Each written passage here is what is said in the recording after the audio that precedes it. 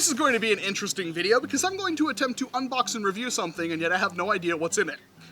That's kind of weird, but this was a package sent to me by fan and friend of the channel, Homely, who saw this thing on Amazon and said, hey, I think he'd like that, and then said, hey, I'm sending you a package and maybe you could do a video on it, I don't know, and I was like, okay, sure, why not? I have, again, no idea what's in this box, but that's gonna make it a little more fun, and I know I'm throwing around the word review like I have no idea what it means, but I've already got the knife out, and I've already started up the camera, so we're going to go through with it anyway. So let's see what's in the box that Homely sent me.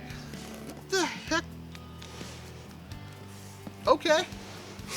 Well then.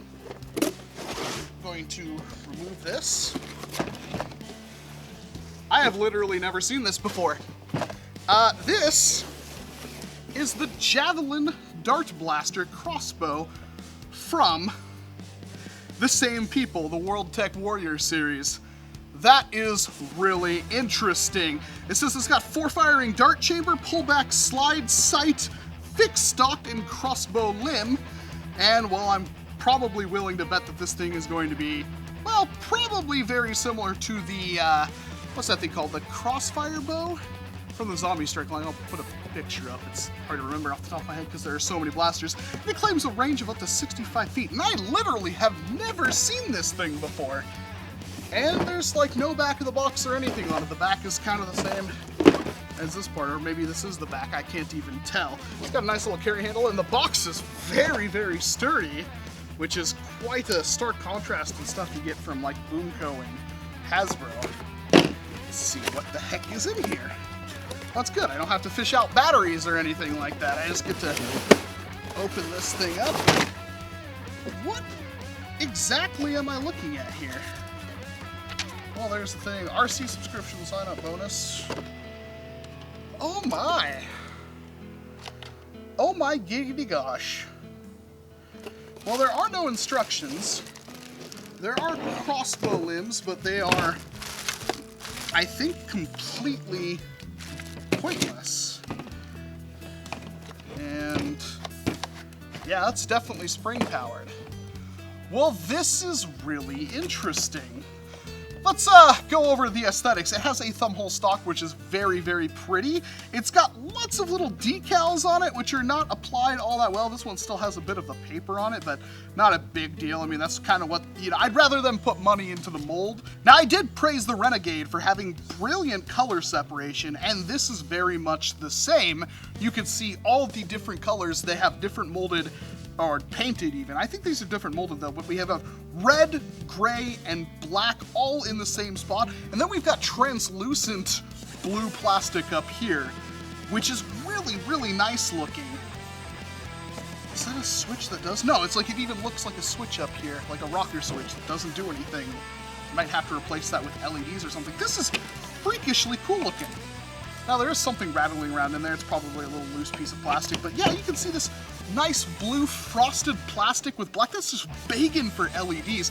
If anything about this blaster, this thing would be amazing to stuff a Strife into. And I know Hawkeye 007 is probably already thinking the same thing.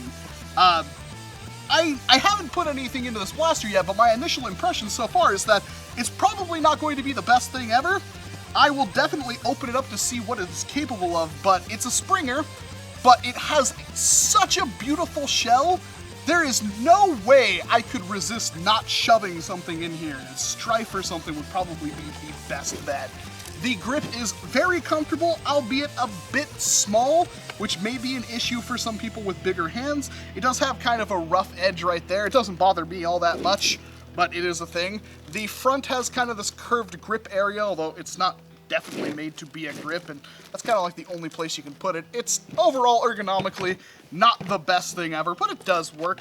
Trigger seems fine. That rattling is kind of annoying the crap out of me. And this charging handle right here, well, that is actually really good because you pull it back like that, and it's actually got a thumb rest with some texture right there to make it very easy to prime. And yeah, it's got just little pinhole looking sights right there, but nothing past that. And I'm guessing, yeah, these bow arms, oh my god, they actually have removal locks on them. You can actually remove these after putting them on. Hasbro, take note.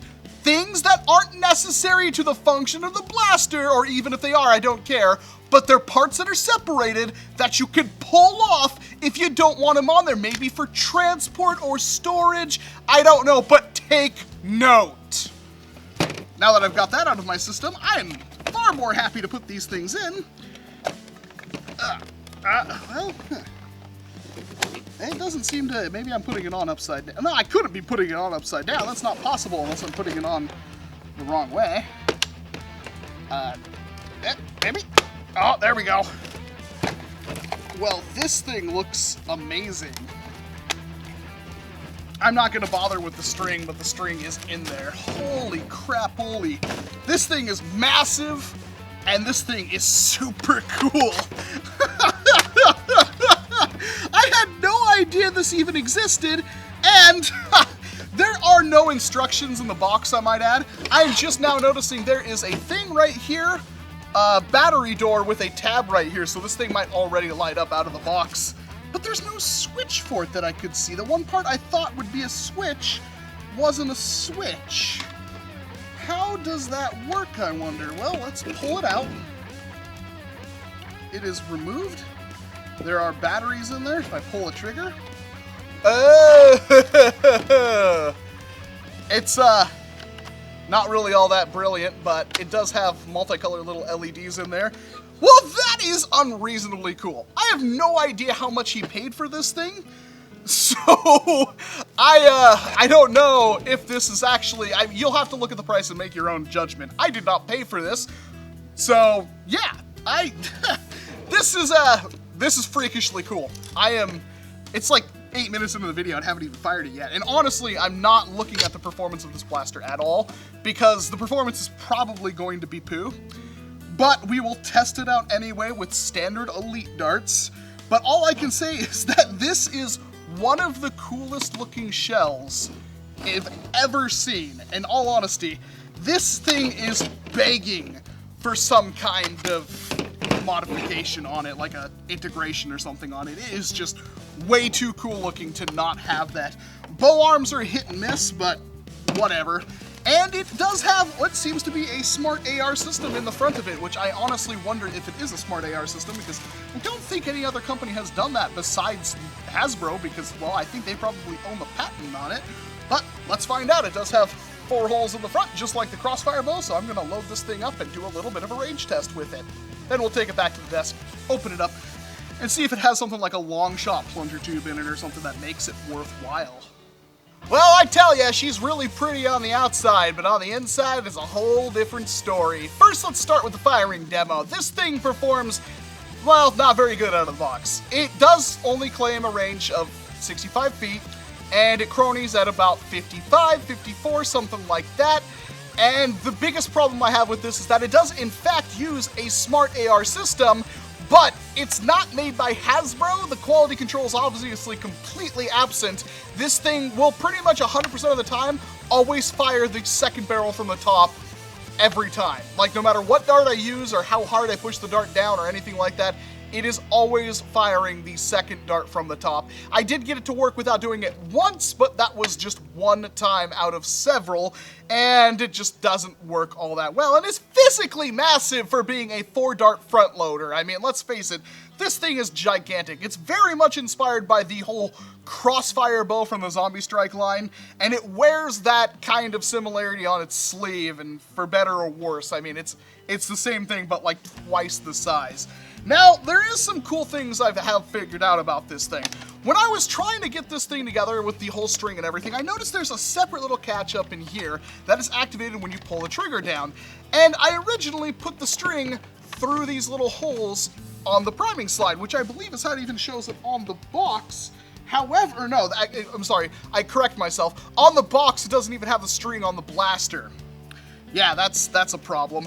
So, yeah, it's like there's no instructions. It was kind of finicky, but I was sitting here doing another recording of this, and I figured there's gotta be a way for this string to mesh up back here, and there actually is. If you don't put it through the holes and you just kind of rest it right there, and you prime the blaster back, it does in fact catch the string, and when you do that, it actually releases the string. but the second you touch that, it's gonna go like that.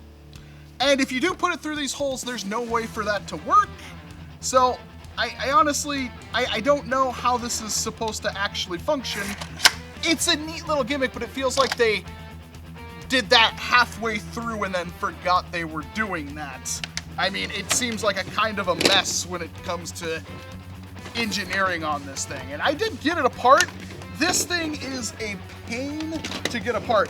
Not only is there a million screws in this thing, just a ton. Seriously, that's like enough to open up a Stampede. That is ridiculous. But there's also several hidden screws. Now, the obvious ones are the ones that are underneath the decals here, which were super simple. But there was one that I could not get, which was underneath this black piece of plastic, which is part of the trim on the blaster. There's a screw hidden right there. I can't believe I figured that out, because I tried to pry this part, I could not get it, and then I finally found that screw randomly. And opening it up, I do have the plunger rod right here, which would sit inside of this blatant copy of the Crossfire bow's internal. It looks almost identical, and it functions about half as well, which is amazing because the Crossfire bow isn't even that good of a performer. But there are some things here. It does have kind of a sturdy catch. I mean, the plastic here is pretty decent quality, doesn't flex all that much, and, well, that all seems pretty darn good, and the pullback mechanism is actually pretty decent as well, because it's even reinforced with a metal pin that's relatively thick, which is great. However, it's still not really conducive for modification, because again, this thing barely works, although the plunger size is, you know, the tube is reasonably big. It's a little bit bigger than something you'd see on like the Retaliator and whatnot, but it's still that kind of prime, and I don't know how much punishment it could actually take. And you thought there were a lot of screws before? Look at how many screws are bolting the shell halves together. There is, so on both sides of the shell, there are a crap ton of screws on this thing. I don't even know where to begin. That is a lot of stuff. It is amazing to me how much time and effort they wasted into designing this thing to make it shoot 4 darts at once. And that's kind of my entire recommendation, or, well, really review of this entire blaster. It's very pretty on the outside, and if you think you can do something with it, go for it, because this shell is incredible. All these pieces will come apart, they can all be painted separately, the plastic quality is pretty darn good in my opinion, but the blaster itself is awful. This thing is not worth your time if you don't plan on doing something cosmetic with it. Somebody like Mr. Nathan or Landgrave Customs or Johnson Arms could do wonders with this shell, and I'm really hoping one of them gets their hands on it and decides to do something with it. I myself am kind of finicky. I want to do something with it, but the more I think about it, the harder it seems to get. The best I could think of is taking this off, basically putting a strife right here, and then using this actually as a scope, or a scope-looking mount on the top of the blaster, because if you were to put this together and flip it around, it actually does almost look like a scope, and it's got this very pretty cap on it. So that's something I could consider doing. I just don't know if I'm ready to take on a project like that right now, so unfortunately, that's all this thing is. It's very pretty, but inside it's terrible, and I cannot recommend it. The Renegade is much better, and it's just a flywheeler. And this thing honestly could have benefited from being some kind of flywheeler. But that is kind of my review of the whole World Tech Warriors Javelin Crossbow. Let me know what you think about this thing down in the comment section below. If you have a good idea, I'd love to hear it, because of course I'm always looking for new things to do, and if something amazing comes up, I might just have to steal it.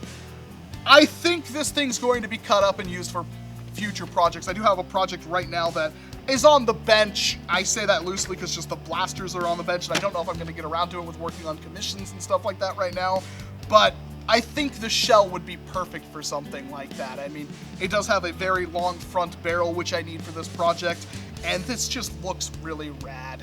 But unfortunately, that's all it's good for.